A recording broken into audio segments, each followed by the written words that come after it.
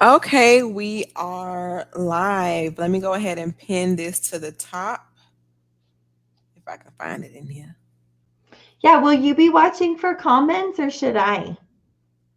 Um, you can if you want to. I'm still learning how to do this because I know. Well, anyway, it started. Hold on. Hello, everyone. My name is Johnna. Also go by Grace. Melissa Keenan, I want to thank you for giving us your time, your experience, your expertise, and your testimony tonight. And I guess this evening for you, you're in Pacific Standard Time. So just thank you for that. And so, like I said, you can call me either or Grace or Johnna, whichever's you're interested in. So we generally like to start with your current relationship status, but then I definitely want to hear how you became from a masculine to feminine wife. So what's your current relationship status? I'm married. Okay, you're married. Yeah, you're married. And you used to be masculine in this marriage. I used to be over masculine and in my masculine energy in this marriage. Yep. Okay, and are you the more aggressive type? Yeah, I'm always like the passionate one, the one who knows what she wants to do, the one who's going to be the leader, all those things. Okay, so tell me this, how did you meet your husband? Yeah, we met in college in a calculus class. Okay, that's sweet. So you guys met in college. Do you all have any children? Yeah, we have four. Wow, that is what you said. I was like, wow, she has four children, and you were a stay-at-home mom. How long were you a stay-at-home mom for? About 9 years. How did you like that? It was so hard. It was It's so hard. oh my gosh, like isn't it like it is so hard, and I'm just like Mhm. I don't like when It people don't understand that. exactly. Yeah, yeah. I mean, yeah, I have a very successful business now and I'm like Mhm. that's harder. That's harder for sure. And Wow. I especially because I have that like outgoing personality and I want to like get Mhm. stuff done and I want to like do big things in the world, Right. but I kept feeling called to be that stay-at-home mom. So I know that that Mhm. like served a really intentional purpose the amount of time that I was that it's like a Yeah. refiner's fire, you know? Yeah. Did you feel like in that time you were being punished? You know, no, I didn't feel like I was being punished. But I definitely like struggled with resenting anything that happened in my life. My poor relationship, but even Mhm. all the way down to the nitty gritty, like spilled milk. Like I just felt Um, so like unhappy and not. I didn't know how to break through, and I thought it was my fault. Like I was just mm, creating my unhappiness and so that's what led to me being really in the masculine. I was really trying to okay. survive. Like I in my 20s, I was depressed and on and off of antidepressant Mhm. medication, in and out of therapy, like Mhm. trying to figure out what I needed to unlock like whatever was happening for me. Mhm. Yeah, so I do want you to kind of dig more in the masculine traits that that did your husband ever say anything about it? Like your aggressiveness? No, he didn't because he's such a softie. He's such a nice guy. Like he is just a big teddy bear and probably that was the big reason why I was attracted to him. So if we could back up a little bit, Mhm. and I don't share this in spaces where my family can hear this, but I was Right. raised by my aunt and uncle, and my uncle was very masochist, like kind of demeaning and would put down my aunt all the time. And Mm. so, watching that growing up, I used to my blood would boil. I would be like so Mm. upset because my aunt would just take it and she wouldn't say, and it's not like, I mean, he wasn't hitting her, but he was verbally Mhm. abusive for sure. Mhm. And so what's crazy about that is that as I watched that and the feminist in me was like, I will never be treated like that. So instead, Right. I became him. Oh, okay. Isn't I got that you. crazy? I mean, yeah, like I mean, I get it though. I would say that my husband is more, I would say, passive, soft like yours is, and I'm the aggressive one. It's not really kind of. Mhm. I just am, and you know how you are. You know, you say you're feminine, but do you still have that aggressiveness inside of Mhm. you? Did you learn how to embrace that? Yeah, you know what? Because I believe there's a lot of terms thrown around about feminine and femininity and what does this even mean? And then the divine feminine is like a whole nother. What does that even mean? I want to know. Yeah, yeah. So let me just give a quick definition before we move forward in the conversation. That will Mhm. help everybody. So there's cultural femininity, and that can be what you learned from your parents, what you think of when you think of a 50s Mhm. housewife, what you think of, what you saw in church members or in your community, right? That's cultural femininity. So that may be things like, just depends on how you were raised. It might be like, oh, well, a good wife always makes dinner every night or something. Right. Like that really has nothing to do with your gender or your energy or Yeah. anything. It's just a cultural thing that we've adopted. The Right. second kind of femininity, the one I'm talking about most often here, is yin and yang. Yin Okay. energy is feminine energy. And so when we talk about the differences between yin and yang, it's being versus doing, which is masculine. Okay. Right. It's a softness rather than a harshness. It's acceptance rather than achievement and progress. So Mhm. you can Mhm. kind of see there. We're talking about a Mm. feminine energy, which is ancient and has been studied and talked about for thousands of years. And the Chinese tradition is where it originated Mhm. from. And then when people talk about divine feminine, this Mhm. is what my definition of divine feminine is. It's when we move from our feminine energy as women, we lead from that space, but we dance between masculine and feminine energy. We Hmm. just we just integrate it all because I wouldn't be, and you too probably, I wouldn't be a successful business owner if I didn't utilize my masculine energy. Right. You can't just Right. sit around and just call in all the money and clients and just, Yeah. you got to do stuff. Right. Okay. Got you. Right. Mhm. So, but what happens is when we don't know the distinction between all these kinds of femininity, we as women don't know who we are. We get so confused Mhm. about Yeah. who am I supposed to be as a wife, as a mother, as a business person or a community member. Who am I supposed to be, and what's right Mhm. and wrong? When we can kind of break this down, we can start to fall into our natural energy or our higher level energy. Right. And so I how did this I'm still trying to make sure I understand, how did this masculine energy affect, obviously you were overly Yep. masculine and you didn't know how to dance between the two, Yep. That's right? exactly right. Yep. So how did that affect your marriage?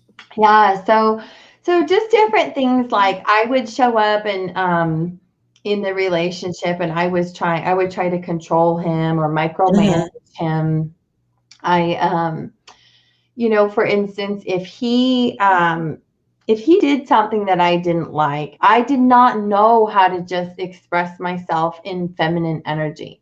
Instead, I would come at him with what I saw that he was doing wrong and strategies of how he should do it better next. And Okay. men and masculine energy, they shut down when we criticize or Yeah. coach them.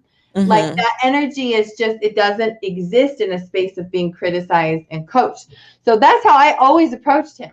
So he would Mhm. just shut down. He would just close off. He would wall up, and I would watch the wall. It got to the point where I was like, I am witnessing, and I would call it out like, you're just putting up a wall. Like, and I Mhm. just, it was just one thing after the Mhm. next after the next. He never felt like he could do anything right. Mhm. And I didn't even know I was doing it, but I was so miserable. Like the other Mhm. side of that is when we're acting like that and we're showing up like that in our relationship, Mhm. we don't know how else to do it different. And we're not happy. Like we're not Right. happy. And we're not living in integrity with our truth either. Mhm. Like So, I I'm thinking of how I would do that. I used to clean up the kitchen a certain kind of way. And then when my husband, it was a few years ago, my husband would clean it up and he didn't do it the way I wanted to do it. I would feel like he didn't, I was like, I would say something about it. And then I said, you know what? He's not cleaning up the kitchen the way I mean, I would say he's not cleaning up the kitchen if he didn't clean up the kitchen because he doesn't feel like it. And that's okay. Because guess what? When I don't feel like it, I'm not going to clean it up either. So just kind of like you said, start accepting, Mhm. just accept a person, I guess, for who they are and how they're Mhm. responding. And I think that's like a daily thing that we have to continue doing. So when did you see yourself becoming more feminine in your marriage?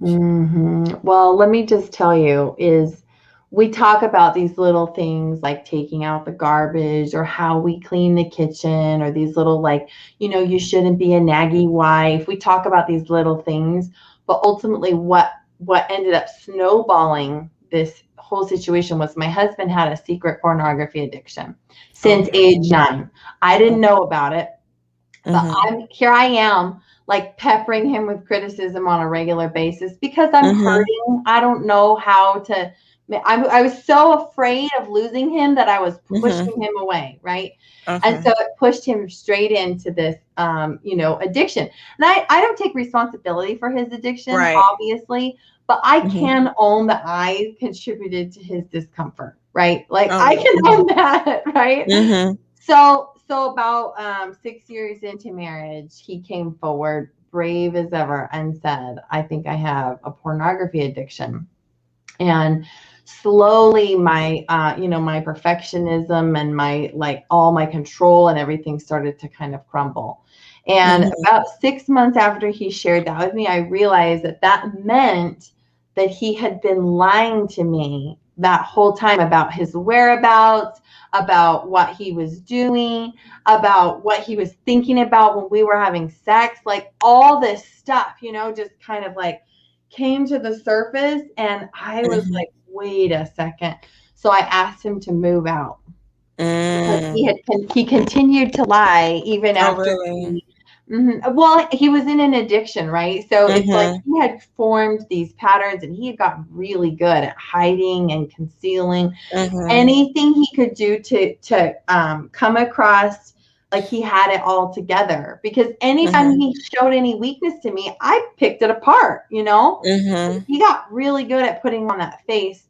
And so I asked him to move out. And that came like, that sounds Mm-hmm. really harsh, but really that came from like a soul decision. Like I was Mm-hmm. desperate. I was on my knees, like, I think that he's still lying and I don't know what to do, God, and show me the Mm-hmm. way. And I felt like I should ask him to move out. So Mm-hmm. when he moved out, I had 3 kids, ages 4 and under. Dang. And they were all in diapers. Our brand newborn was 2 weeks old. And Oh. yeah, it was brutal. It was so, so hard. And really, I look at that kind of 6 months that we were separated was my own little cocoon, my own little Mm-hmm. space where I unraveled completely. And finally, what entered me into my feminine energy was me surrendering to God and being like, Mm-hmm. I don't have the answers. Like, Yeah. I don't know what to do next. And I just totally surrendered. I even took scissors in this epic moment of, Mm-hmm. just pain and just disillusion. And I took scissors and chopped all my hair off super short. It was really long. I chopped it for myself, like a Britney Spears Okay. moment. I guess women have these moments, huh? Just chop it all. I guess a fresh start or something like that, right? Uh-huh, uh-huh. And really what was so beautiful is, and I can remember this specific moment after I chopped off my hair, I felt like God said to me, finally I can show you who you really are. That's good. I love that. Yep. I really am. I mean, I say I really am, but no, I really do because, like, I think even in, like where you are right now, we get to this point where we feel like we're knowing who we are. Like even me, like I'm knowing who I am, and then something happens in life. We're just going on with life, and then we Mhm. forget again. Yeah. And it was like, you rediscovering who we are every single day. It's something more of who am I? I do want to know, how long have you been married? So it'll be 14 years this month. Okay, great. Well, congratulations. I'm so glad it happened. So I'm sure now you wouldn't be telling me this story had he not been delivered from his porn Mm-hmm. addiction, right? So Mm-hmm. Yep. so Yep. he so one thing when you mentioned that when you thought about picking it apart, I thought about oh, he admitted to what he did. That's Mm-hmm. what I thought, because Mm-hmm. one thing that I kind of encourage my husband to do is admit it. If you do something, just Yeah. admit it, because admitting it is the first. If you don't admit it, you didn't think it was an issue. Yeah. Yeah. So I appreciate, but of course you were hurt in the time, and I probably was. Mm-hmm. But just on the Mm-hmm. outside looking in, I can like, he admitted it, Yeah. and that's kind of like the first thing we have to do. So how long did it take, him to get rid of that addiction? Did you say, before we move back in together, you have to be done with that, or how did that go? The addiction journey is really interesting, because when you think, like, when you're in an addiction, you think that sobriety is the kind of like the arrival. It's like, oh, now I passed the finish line. But Mm-hmm. actually, when you hit sobriety is when real recovery starts. Mm-hmm.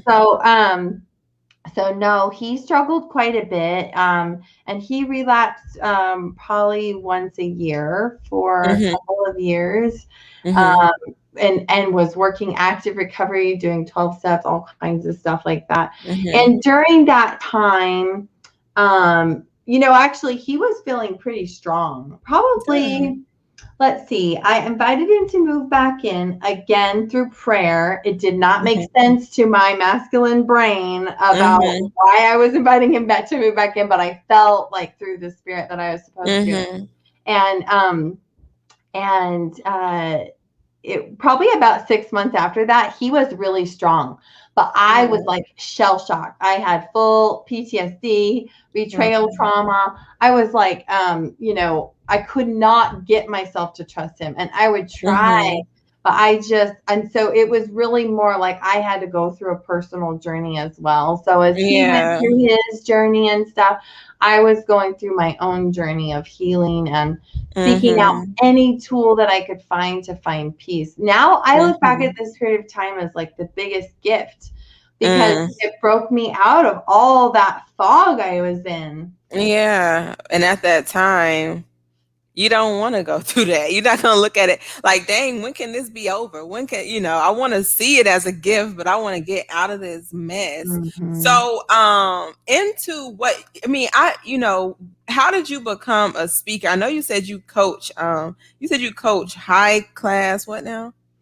Yeah, high level executives who are in their masculine and want to Okay. And deepen is their it women? intimacy. Uh huh. Is it women?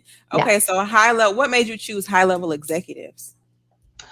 Because I really relate with them. I really relate with this Mm-hmm. whole concept of being over masculine. Mm-hmm. Okay, because you relate with them being, so if they're not a high level executive, they're not considered like masculine, overly masculine. No, but again, if you think about these yin and yang characteristics, and you think what gets women to these positions where they're making six figures and beyond, and what gets them to these positions, they're out competing in a man's world, and they're doing it like a man.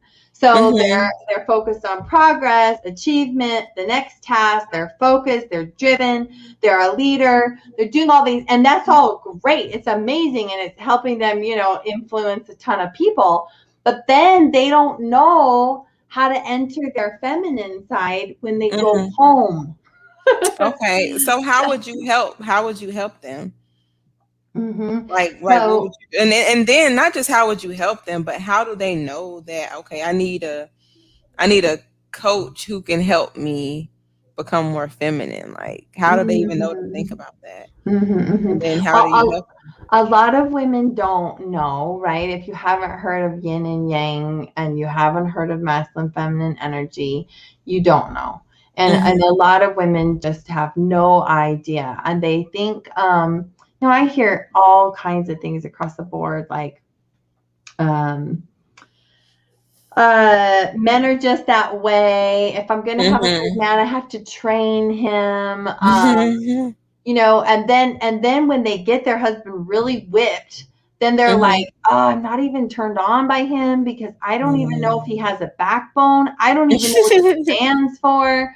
Like, I'm telling you, and these are things that are happening like all the time in relationships. Mhm. And so I speak, a lot to those kinds of issues. Okay. Generally, if women are really struggling with experiencing deeper connection in their relationship and they're longing for that, I Mhm. speak to that. And then I let them know that how we're going to create that deeper intimacy is by them entering the feminine. Okay, entering the feminine, and then is that a program called Entering the Feminine? No. So, yeah, I coach with women, and Mhm. I have a couple of different things that I run with them, but primarily what I do is I coach women to really get to know their feminine energy and Mhm. explore that. And then I coach them around how to create deeper intimacy, how to be seen, how to be vulnerable, how to open up, and how to do so in a way that doesn't push everyone away. Mhm. Okay, and then how long does that program usually take, or the coachings take for them to actually see progress? It's pretty quick. Honestly, it's pretty Oh, quick. I would say like when you decide, it's mhm. like jumping off a cliff. It's Okay. terrifying. But when you Mhm. decide, and then you enter the feminine space, the feminine is dark. It's like unknown. Mhm. It's there's not a clear formula. And Mhm. just choosing that for yourself allows you to open up, allows you to start creating Yeah. something new. It's really very magical. It's very energetic. I get it. So I really appreciate everything. Like I'm going back over and over it in my head because like I told you before, I have this type of aggressiveness and masculinity in myself that I see all the time. And I appreciate you for that. I wanted you to kind of tell people like if they fit your qualifications, how can they find you? Yeah, great. So I run a free Facebook group.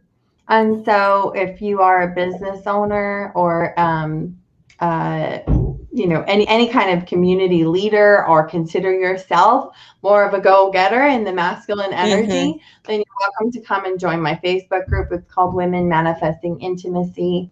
Okay. And I run a free training in there every week. It gets a little Okay. bit Let more. me. This was just about me, my training, so Okay. I go into the nitty-gritty a lot. Oh, you sent me that link on my other account. I was going to try to post it up here, but could you come back and post all your links to how people can find you? Yeah, sure. Yep. Yeah. Okay. Great. So thank you so much, Melissa Keenan. Is there anything that you would like to add before we leave the broadcast? Yeah, I feel like um I think that the number one reason that women struggle to really create deep connection in their relationships is because we're so afraid of being treated poorly. We're Mm-hmm. afraid of being alone or being hurt or being victimized. Mm-hmm. And what I would speak to everyone is that the feminine energy is not weak. So we Mm-hmm. we avoid our feminine energy because we think it's what's going to make us vulnerable to Right. Mm-hmm. wounding. But the Mm-hmm. feminine energy is really powerful. And Mm-hmm. I liken it to, and I'm not, this is not an original idea. This is many teachers and sages throughout the years. But if you think about water, water is not aggressive. It flows, right? It's very Mm-hmm. feminine. It flows. But a river and water can flow so much that it can carve out crevices in the rocks. That's how Mm-hmm. Oh wow. powerful our Mm-hmm. feminine energy is. Oh, you So just taught me so something. yes, yeah, yeah. Yeah, Yeah, we I don't have definitely. to give up our power in order to really embody that Mhm. beautiful piece inside of us. Right. Well, I guess that's just a daily thing that I'm gonna have to learn. Take it day by day, and let me be carving out them rocks. But, Yep, yep. right. But anyway, thank you so much again, Melissa, Keenan, and everyone who is watching today. We will see you again on Thursday. Bye. Thank you.